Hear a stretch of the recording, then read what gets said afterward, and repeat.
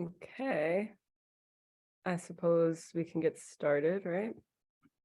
Welcome, everybody, to our December open council meeting. Before we get started, everyone now knows that we're recording, and we just ask that everyone keeps their mics muted and their cameras off until the open forum period. Just to go over our practices here.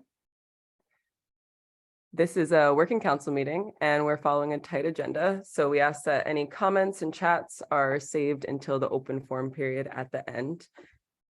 Time will be set aside at the end for members to make comments, but due to limitations, the amount of time each member has may have to be limited, but you can always send comments or questions to the council email, which is council@kingstonfoodcoop.com. And after the meeting closes, there will be an executive session, which will include only council members to discuss any sensitive topics or anything of the sorts. So we can get started with some co-op updates, and I'll pass it over to our outreach coordinator, Siobhan, to share some updates. Thanks, Kendall. So I'll start with our member count. We have 1,278 members in our co-op, and we have 200 and I'm sorry, give you the correct total number. We have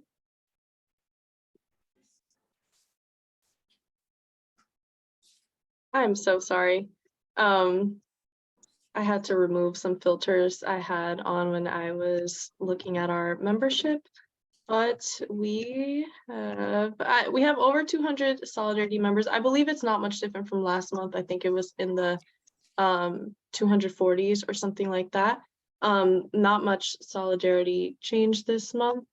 As far as events and things like that, we don't have any events for the rest of this year because we're in the holiday season right now, or we're approaching it, and the year's coming to a close. But we just wrapped up with our final office hours session of 2022, and we'll likely be continuing that in 2023.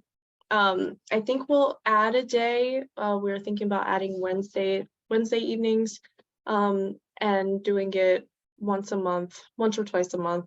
We're still figuring that out. And that's all the updates I have for membership and events right now. Am I forgetting anything, Kendall or Sonia? I don't believe so. Okay. Wrapping up the year. Okay. Awesome. I will pass it back to you then, Kendall. Okay, thank you, Siobhan. So we will go on to our council committee updates now. And I will start with the governance committee. So since our last report, we've completed our bylaws edit, which is exciting and going to be a big campaign that we'll share with you all in the new year. The lawyer reviewed the bylaws and the edit is complete. And we are creating a plan for community ratification, which will include sharing the bylaws with everyone and going over changes and making sure that everyone has all the knowledge they need to vote and pass the new bylaws when at our next annual meeting. So upcoming, we are working to operationalize the 2023 strategic planning goals. Going to introduce the bylaw edits to the council for initial approval before sharing them with the rest of the membership. And we are working with the operations consultant on a staffing plan for the project leadership going forward in the rest of our building of the co-op. Lindsay, was there anything you wanted to add to that? All right, so next we have Kevius. Do you want to go over our nominations committee? Yeah, let's go. Nominations committee. the committee where nominations happen. So the two things that we achieved this round was interview one potential candidate. Nina, who isn't here, and I miss her energy, led the interview. And right now we're looking to appoint a treasurer position, to be clear. And we held initial interest conversations with one more candidate. His name is Joel from My Farms. He's expressed interest, and we're circling back before the start of the new year to see, if he's able to participate in what capacity. And our goals for the next reporting period, which is the third Tuesday of January, is to appoint and onboard a treasurer. We shared in a letter that this month is Elise, who's our current treasurer, Elise last month. And so we'll be looking in January to appoint and onboard a treasurer, and hopefully, fingers crossed, the person that we interviewed could be the treasurer. And there are a couple things one thing that isn't on here for nominations committee is that, from strategic planning, we have strategic planning goals. I'll report on what those goals are next month, but they're not included here. So we'll have more than just appointing and onboarding a treasurer for next month to report on. But yeah, that's nominations. All right, thank you, Kevis. And for the Community Integration Committee, we have concluded our dot board initiative.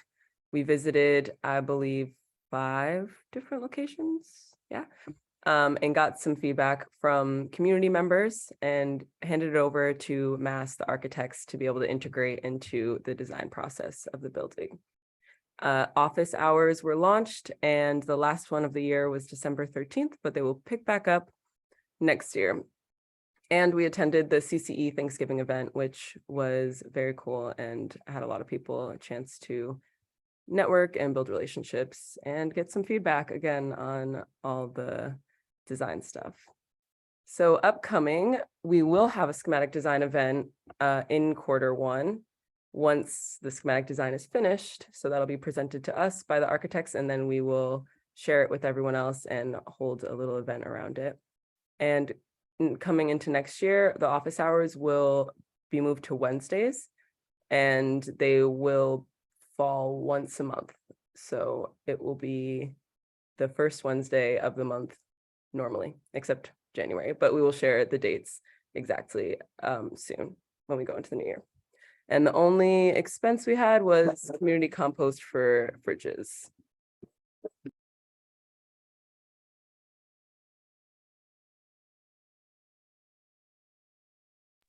Kevis, will you share the Business Development Committee? Oh, here I am. Hi. I saw Cicely came in. Hi, Cicely. I was excited to see you. So Business Development Committee. In this committee, we fine-tune the program scopes.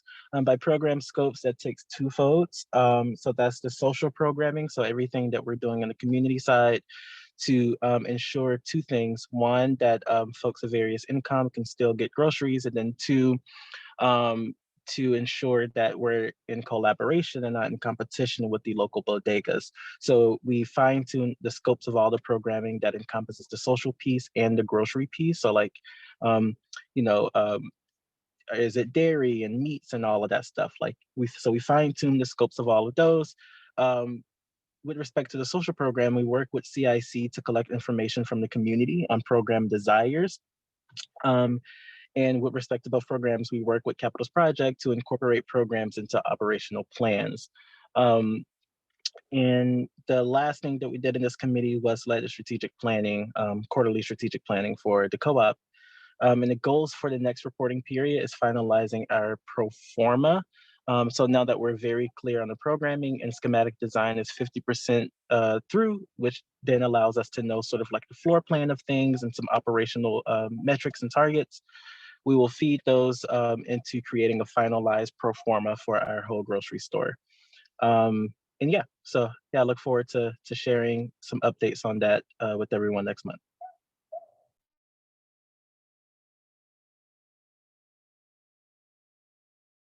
I just saw a question in the chat about CIC lingo that stands for Community Integration Committee, just so everyone can remember that. Okay, going on with Building Development Committee. We had a very busy fall and a very busy November, early December. We interviewed construction management firms. These will be the construction management, which this is something I learned in this process. There's like general contractors and then construction managers. And so the construction managers oversee all of these other subcontractors, including like a general contractor, work very closely with the architects to make sure that the drawings that the architects ultimately deliver can be built, can be cost effectively built. And so we want to bring them on now as we go into design development so that they can help us. They can take that schematic design that we're about to conclude and help us figure out the cost estimate for it before we get into finishing the actual design, to make sure that we don't design this amazing building and then we're like, oh, we can't afford to build this.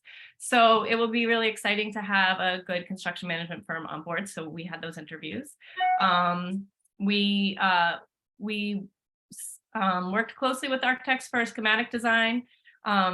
Kivius, will you say your definition of schematic design? We had a conversation today with the architect and I was like, how do we explain the difference between schematic design, design development? You know, because these are all new words for us. And Kivius, you summarized it really well. Will you do that again? All right, I have a poetic way, then I have a straightforward summary. I'll try the straightforward summary, and Okay. hopefully we can walk through all the phases of construction together. So pre-design is where we explore all the options, right? All the potential things that could go in this grocery store is in pre-design. Schematic design is when we fine tune those options. It's where we've chosen our options, we know what we're going with, we're fine tuning it, and this is how it looks, right? And that tells us two things. One, how everything lays in the grocery store in the form of a floor plan, so like where everything goes. And then two, how much it costs to operationalize those things. And then design development is making it pretty. So how will this look? So now that we know what we're doing and we know what goes into it, how does it look? And those questions are like, what materials do we have and all of that stuff?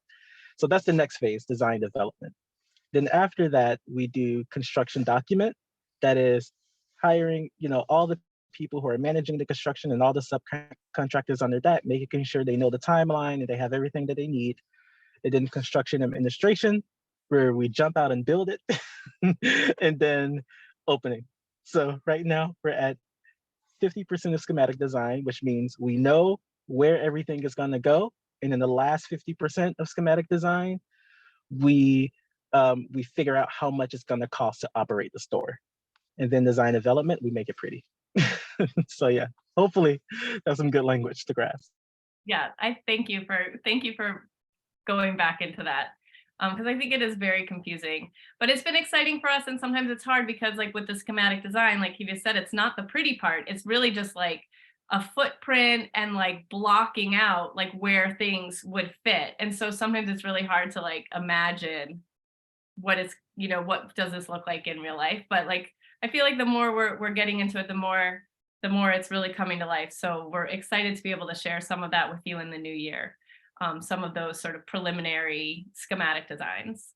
So the other exciting thing we did is that we just did this just on Friday, actually, was the grocery designers showed us their design layout for the actual grocery departments in the footprint of the store. So they took that schematic design footprint and they put like, here's the best flow of the store to maximize your space and make it efficient to move from one department to the other for the staff, and how you store stuff and get it on the floor. So that was so exciting. And I really wanted to be able to show that to you, but I was told that I can't show it to you yet. So again, this is going to be something in early 2023 where you're going to get to see some of these plans. So it's super exciting. We're still looking for a capital project manager. So if you know of a good project manager that you think wants to grow with us, we think that this could be it's a minimum 2-year job as a project manager, and then could potentially grow into working in operations in the store once it's open as well. So send those people. This could be a really good job for somebody. We're just waiting to find that perfect person. And for all of these steps, we had a lot of member support. So we have our building design committee that helped us select the architect team has stayed on to help us understand all of these different aspects of the construction project and understand what these schematic designs and all of that means. So we're really grateful for all the help that they've continued to give us, the brain trust. So next month, we're looking at contracting with the CM firm, the construction management firm. Schematic design will be completed by the end of January. Hopefully we hire a capital project manager in the next 6 weeks, and we're going to formalize that.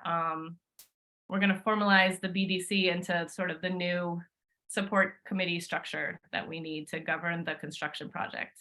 And one thing from the council, so Kendall, Kivius, and Ali, and Nina, when you watch the recording, so our Firebrand, the grocery consultants, they're going to deliver their final report to us on the 4th of January, and then our meeting with them to talk about it is on the 5th of January. So that means that, like, this is your heads up, that you all will have to read that report when it comes in. There's no time for procrastination on this. It's a very quick turnover. So I'm really hoping that you can put that in your calendar now. We're going to get the report on the 4th, and we're only going to have a very limited amount of time to go through it and digest it.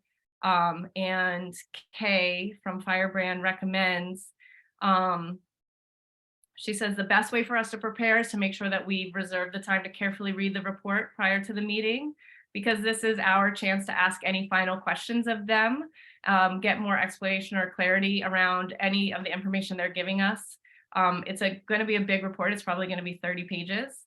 And there's going to be a lot of things that affect the pro forma in there. So we really need to be prepared to make the most of that meeting, because these are our grocery experts and this is the time that we have with them. So heads up on that. And that's all I have.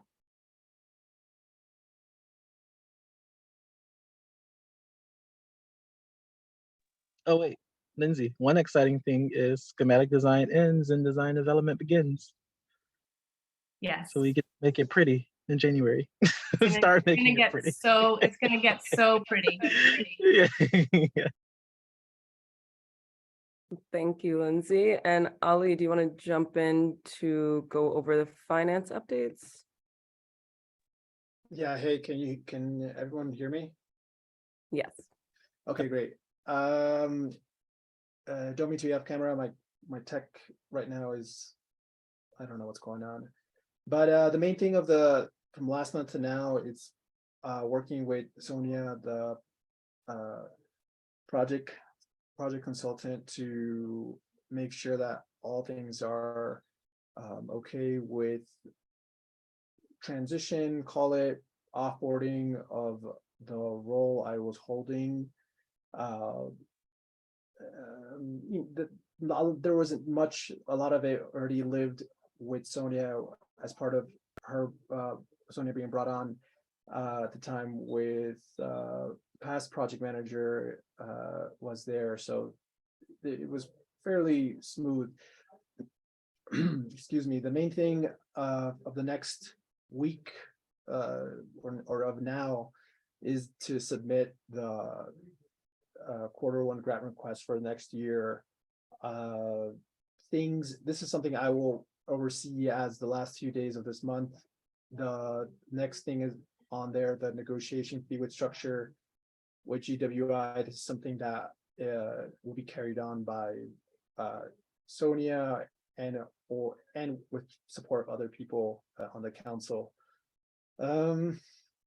Yeah, that's pretty much the major things. Open to hear, any questions or things like that, any comments.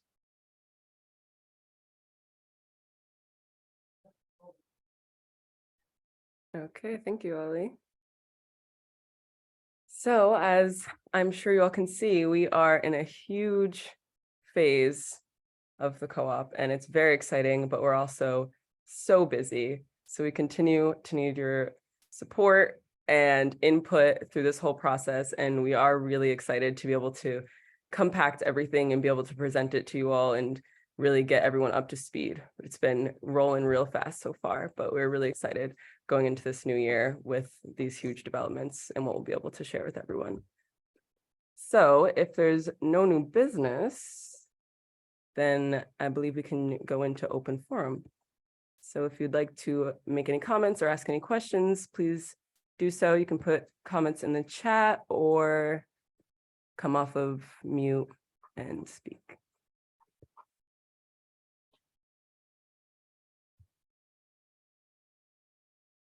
Or feel free to raise your hand also.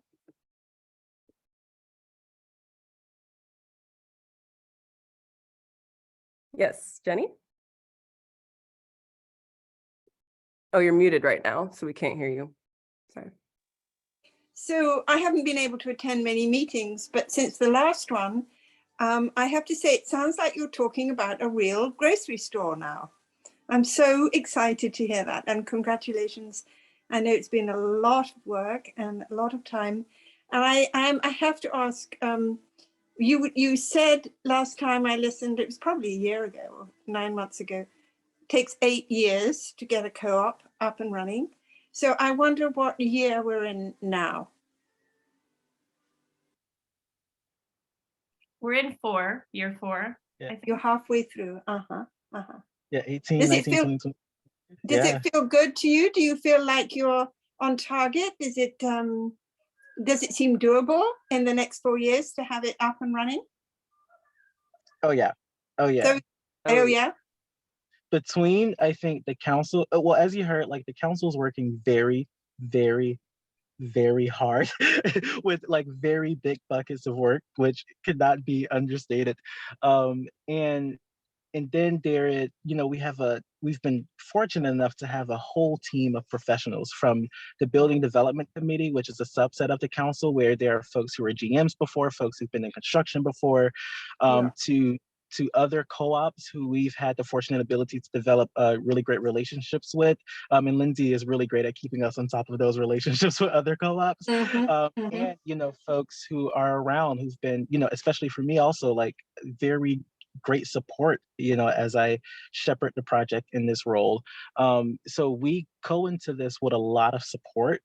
And I think that gives us a lot of support and a solid team that is improving day by day. So I think that personally, from my perspective, gives me the full confidence that, we're ready to knock this out and we're ready to get this thing open. Oh, I'm so excited to hear that. Congratulations. Keep going. It's great. Thank you so much, Jenny. I wanted to ask, is there a community relationship between the Co-op Council and the Workforce Development Institute?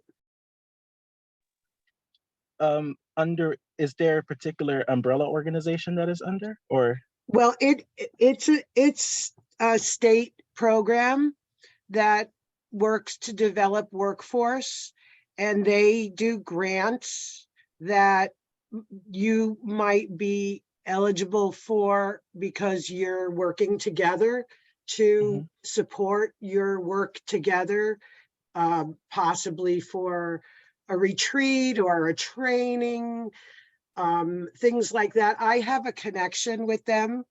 I work with the Area Labor Federation. I'm the representative. I was the business representative for Dutchess County Stagehands, and I work with the Area Labor Federation for the region for the Hudson Valley. But there is a person at the Workforce Development Institute, and she's local, and she's always looking for good programs. So I think what I'll try to do is get her information together and come to the first office hours in January to make sure that you guys have a way to be in contact with her. And then I'll also plant a seed with her about you. That'll be amazing, and this is perfect timing. We can start the email dialogue over the break, just so we're ahead and it's on our radar. Two, the timing is perfect because, right now, we're just now doing the outreach to different workforce development programs. We do have some. I'm not fully familiar with WDI. I'm going to abbreviate it. But That's right, though. That is their acronym. Okay, and I'm familiar with some grant opportunities, but I would love to know more. The more that we, can have a backstop for folks to jump into this, that'll be absolutely amazing because we would love to nurture local talent, especially local youth, to jump into these positions. And then three, outside of sort of this arrangement, I would be very interested if you would like, to just help us in an ongoing manner in business development, figure this out in whatever capacity you're able to give. This is an amazing capacity already. I'm a full-time junior at Bard, and so right now I'm the representative from my union to the outside labor. So I'm really trying to be, and I'm on the education committee for the ALF. So there's a lot, I already have a lot of commitments. And so it's one of the reasons why I didn't run for board in the past couple. I've been a member since you opened application for membership, and actually proposed that there be a separate membership fee that allowed for members that could afford to support solidarity fees. So I will be there as much as I can. I am very interested in the quick turnaround of the report to the next meeting, that January 4th to the 5th. I am available in early January because school's not happening. And so I don't know if that's an open committee that I would be welcome to sit in that meeting and read that report and be part of that. Well, I think let's email back and forth. Okay. And if at minimum, if you can't join that one, you can at least, jump into one of the biz dev meetings in January, just to update each other and just to see where we are with WDI, and then we can scope out potentials from there. Yeah. I just want to know, I have a fellow Bardian. There are 3 Bardians in the chat today, so we're doing good. And are you Bard back both? No, I went to Bard in undergrad, and now I'm grad school there at Levy. I won't call the other person out, but okay, they can ID themselves. It's Kendall, isn't it? No.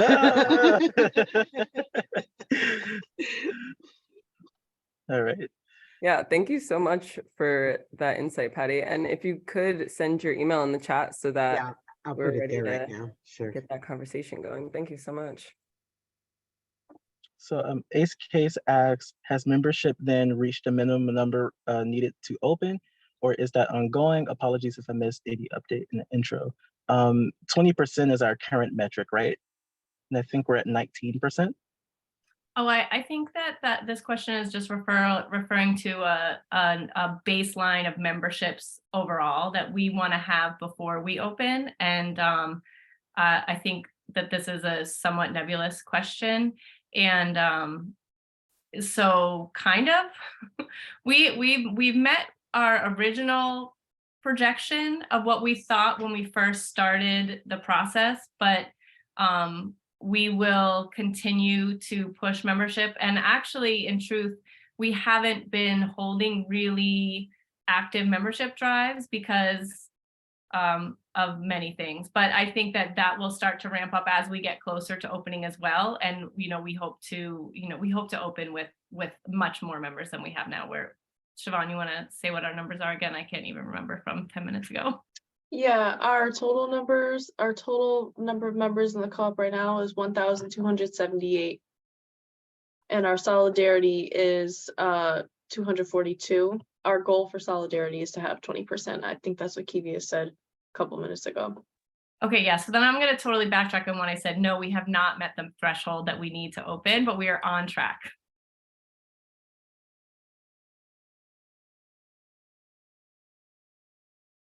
Is So, that Lindsay, actually, is that a need though? Do we have a minimum number that we need to hit in order to open? There's some like co-op wide metrics that with recommendations for how many members you want to have. And it varies. Yeah, you might have seen that number. I think I've also seen 2,500. So I don't know, you know, these are like nationwide metrics that people use as sort of like milestones for being ready to open. Well, maybe to contextualize it, the 1,500 I think was pulled from a general metric for the co-op and appropriated to our store based on the square footage that we thought we would open up retail wise. Since then, since the development of our more previous pro formas, we should have 2,000 members at opening to be financially viable. And 400 of those should be solidarity members to get our 20% metric.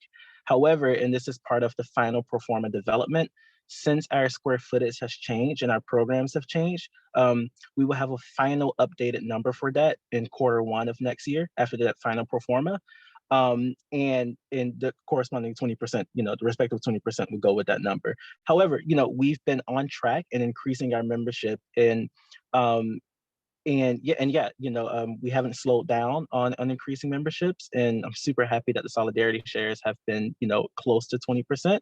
But we are on track. And to answer your question, those are sort of like the iterative phases of updating membership, and it's an ongoing process. We would love to have more than 2,000 members at opening, but at minimum, we need 2,400 of which are solidarity members. But next quarter, we'll check back in once the pro forma is updated to finalize that number based on all the data that we get around the operationalization of the grocery store.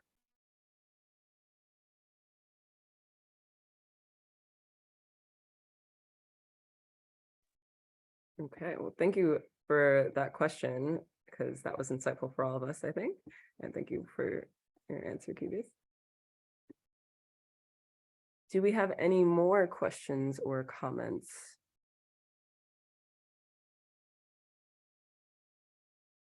PBS, do you want to answer Donna's question in the chat? That's definitely a business development question. How long after a store opens its doors does it take to settle in shopper-wise and know you are able to make budget?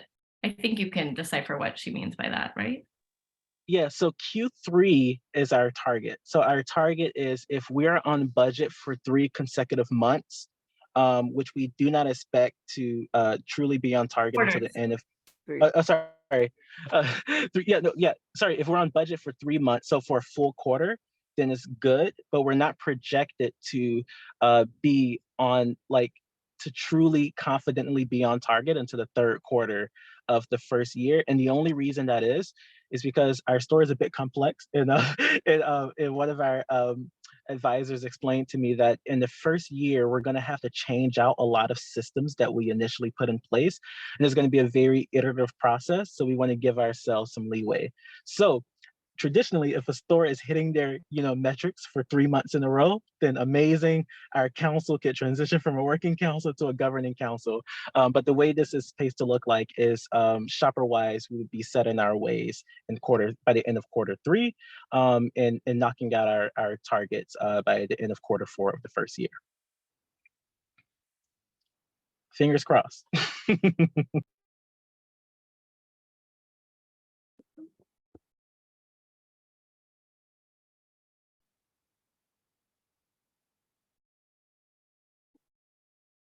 Okay, well, thank you all for these great questions, truly.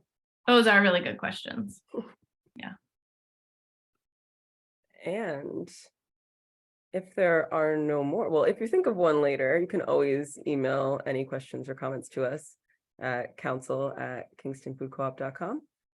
And otherwise, I want to wish everyone happy holidays from the council here. And we will now go into our executive session. So thank you, everyone, for coming and for your continuous support. Thank you. Thank you.